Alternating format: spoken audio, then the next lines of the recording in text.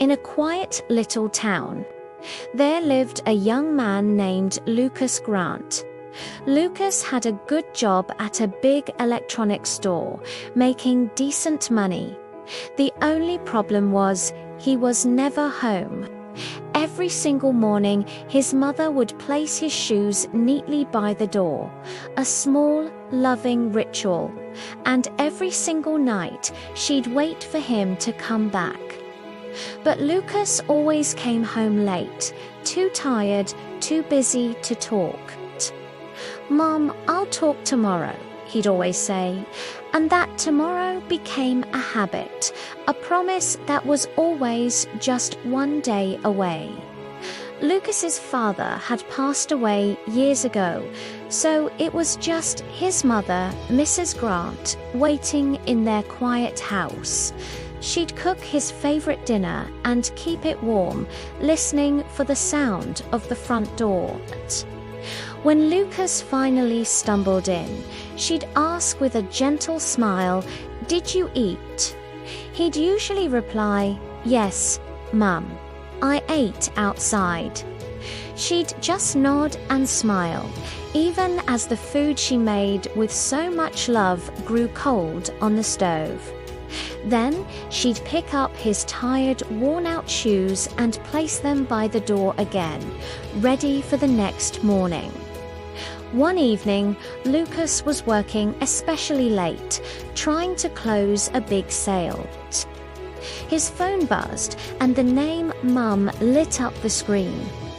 He glanced at it, thinking, "I'll call her back after this customer." But as soon as that customer left, another one walked in, and then another. The hours blurred together, and in the rush of work, Lucas completely forgot about the missed call. That very night, his mother felt a sharp, sudden pain in her chest. She slowly made her way to the front door, her hand resting on his shoes. She whispered to herself, "My son will come soon." With that thought, she sat on the sofa to wait. And she never stood up again. The next morning, Lucas was jolted awake by a call from a neighbor. "Lucas, your mother. She's in the hospital." His world stopped. His heart pounded in his chest as he ran, faster than he'd ever run before. But he was too late. His mother was gone. When he walked back into his empty house, everything was just as she had left it. On the dining table was the last meal she had cooked for him, now cold and untouched, and by the door, his shoes were still waiting, perfectly placed, a silent testament to her love. The days that followed were a blur of grief and silence. Lucas would come home from work to an empty house. No warm food waiting for him. No soft voice asking about his day. Just a crushing silence that echoed in every room. The shoes stayed by the door, a painful reminder of what he had lost. He'd often break down, crying, "Mum, I was just too busy for you." He started to remember all her small questions, the ones he used to brush off so easily. "Did you eat? Are you tired? Be careful on your way." He finally understood that they weren't small questions at all. They were her way of saying, "I love you." They were everything. One afternoon, Lucas saw an elderly woman in his neighborhood struggling to carry her heavy grocery bags. Something moved in him. He rushed over to help her. As he carried her bags to her door, she smiled gratefully and said, "Thank you so much, son.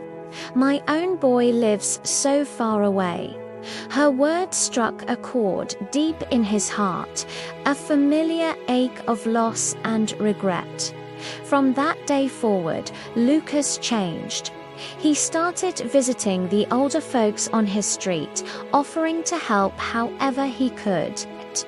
He carried their groceries, fixed their broken light bulbs, and most importantly, he just sat and listened to their stories. He gave them the time he never gave his own mother. Every night before he went to sleep, he would walk to the front door, pick up his shoes, and carry them into his room. The door no longer waited for anyone, but his heart did. It waited for a chance he would never get back.